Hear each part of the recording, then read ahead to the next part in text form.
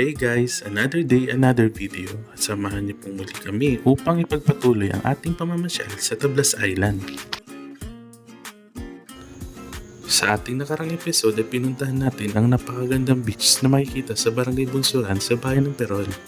At ang ating mga nabisita ay ang Belat Point at ang Binukot Beach na talagang namangha tayo sa malinaw na tubig ng dagat at sa puting buhangin.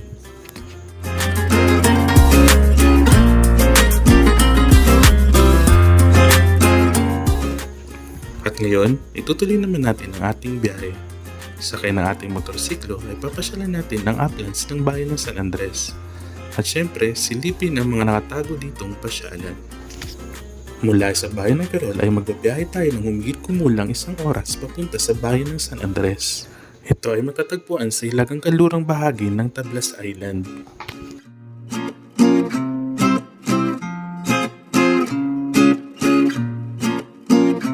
I'm sure na sa ating pagbiyahe ay hindi tayo antukin dahil sa mga gandang tanawin na ating masisilayan.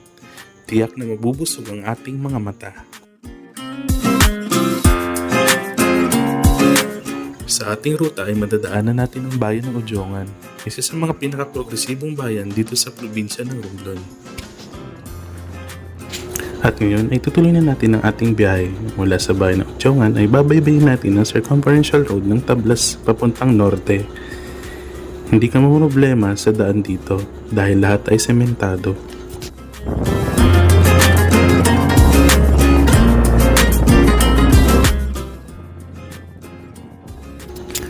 Pagdating natin sa Barangay Mabini, bago tayo dumating sa Parpagoha Bridge ay hiwalay tayo sa Regional Highway. At tatahakin natin ang Parpagoha, Binuog, Luby Road. Pagdating natin sa Barangay Marigondon Sur ay liliko tayo paakyat sa Binuog Bypass Road na makikita sa gawing kanan. At sa ating pagbabaybay paakyat sa kabundukan ng Marigondon Sur ay una nating masusumpungan ng ating unang stopover, ang First Peak. Solo po namin ngayon. Ano po ito? The First Peak.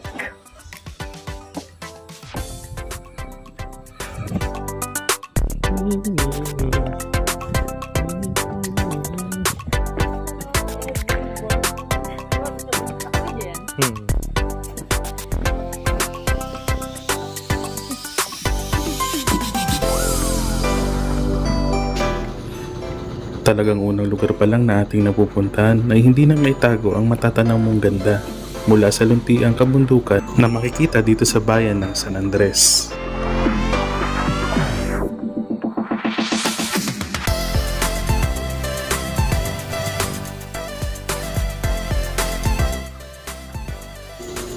Kaya si Mestrang Gala enjoy na enjoy sa aming pamamasyal at may pag-aura pang nalalaman.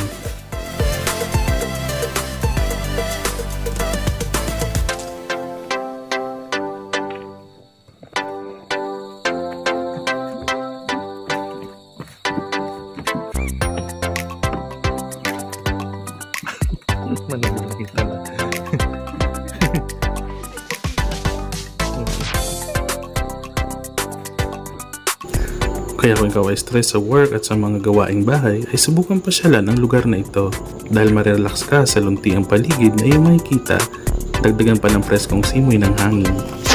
At sa ating pagpapatuloy sa paahong daan na ating tinatahak, ay mararating naman natin ang Villacorta Resto. Hi guys, welcome to Villacorta Resort. Ano to? Ito nga, Resto. May entrance pa pala. Good afternoon po. I'm sure na marami ng development sa lugar na ito simula nang na-film ang video na ito.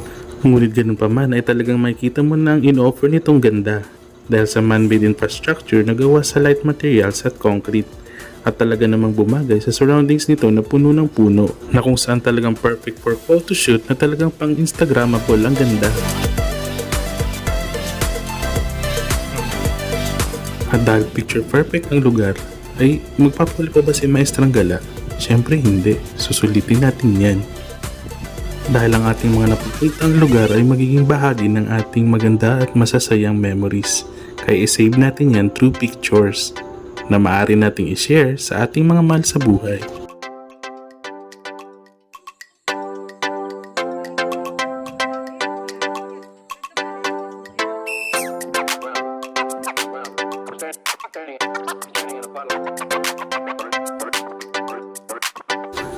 mainam ang lugar na ito na pasyalan ng pamilya, barkada at ng magjowa o kahit ikaw lang kung gusto mo lang mag soul search at mapag-isa, malay mo sa lugar na ito ay mahanap mo na ang true love mo.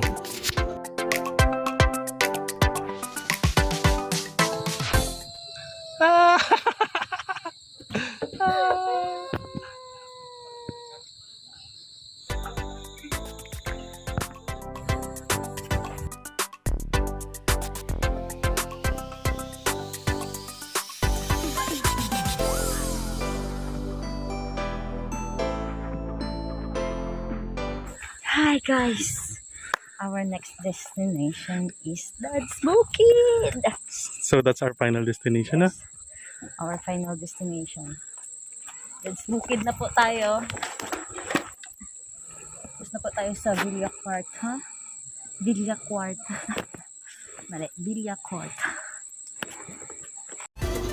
At dahil talaga namang na-enjoy natin ang pagbisita sa Villa Quarta Resto, ay tutuloy na natin ang ating road trip at ang ating panghuli sa ating destinasyon ay pupuntahan natin ang Dad's Bukid.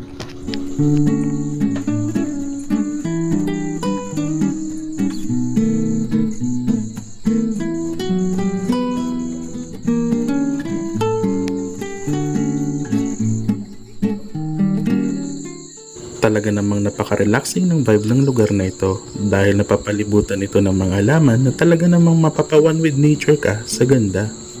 Plus maririnig mo pa ang huli ng mga liglig na nagpapadagdag sa unique atmosphere na ino-offer ng surroundings.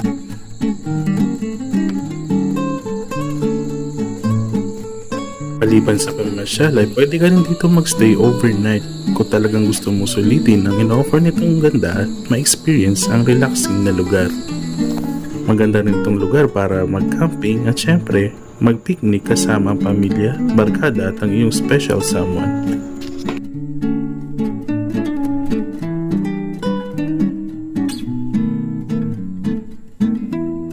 Timing din ang aming pagpunta dahil sunset at golden hour dahil lumalabas sa napagandang kulay ng kalangitan na bumabagay sa luntiang kabundukan na binabalutan ng gintong kulay ng sinag ng araw na unti-unting lumulubog.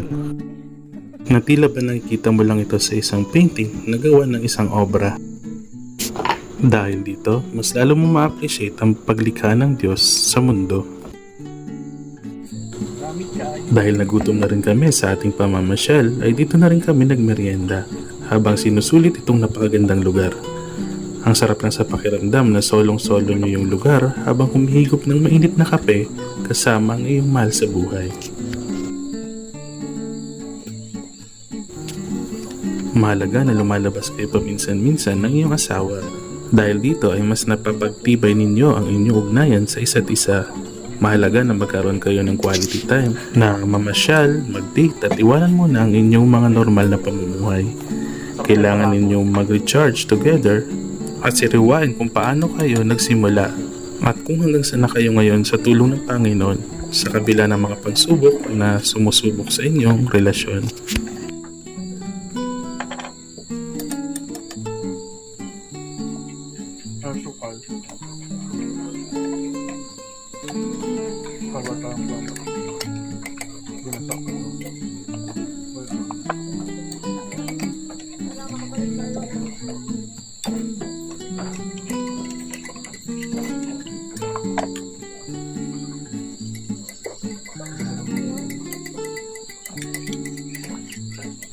Dati ito wala pang mga mga tanim sa gilid. Kita ko.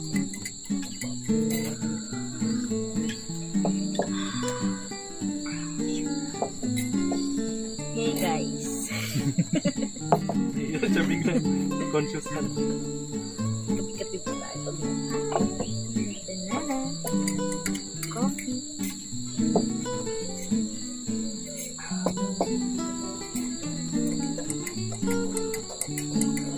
Sarap dito na nakarelax.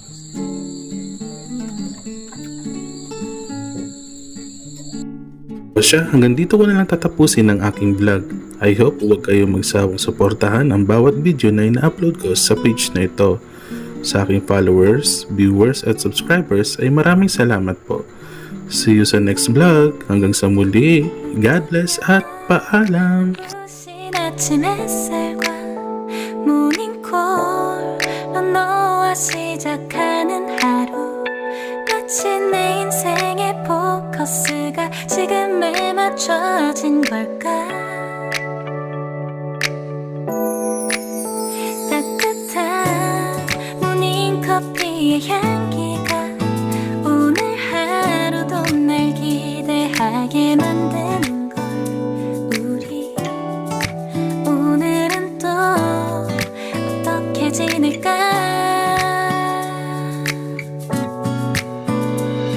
너를 바라만 보고 있어도 좋아 아무 말도 하지 않아도 난 좋아 너의 눈만 바라봐도 내 모든 걸 다 알 것 같아